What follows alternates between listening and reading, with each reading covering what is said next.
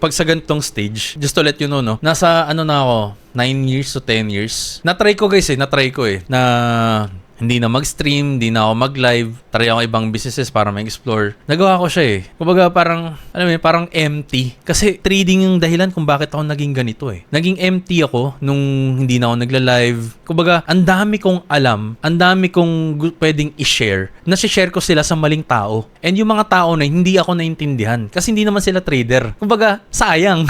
So kaya ginawa ko, okay, balik na lang ulit ako sa trading kasi sino ba yung makakaintindi sa mga sinasabi ko? At ano ba yung pwedeng maging impact nitong mga sinishare ko? Definitely, yung mga taong gusto matuto mag-trade. Eh kung i-share ko to sa mga taong wala namang pake sa trading at sinishare ko, na-stuck lang siya sa isip ko at ang sakit sa ulo dahil hindi ko siya mailabas at hindi ko siya maikwento. So dito, it's also a part ng significance for me kasi nasi-share ko siya. Kumbaga, hindi siya nasa-stuck sa isip ko na ang sakit, basta masakit sa ulo. Gaya nga sabi ni Thanos, no? Sabi niya kay Tony Stark, you're not the only one cursed with knowledge. And syempre, di ba, ginagawa ni Thanos, create siya ng create. And that's also true with me na pag sobrang dami mong alam at hindi mo siya nasi-share, ang sakit sa ulo niyan. Dadating yan sa stage ninyo kung magtutuloy-tuloy kayo sa trading at eventually maging passion nyo sa trading, aral kayo ng aral sa trading. So, ayun guys, yung ano ko, day in, day out ko, wala akong ginawa kundi mag-aral. Kaya imagine nyo, kung ma-stuck yun sa isip ko, baka mabaliw ako.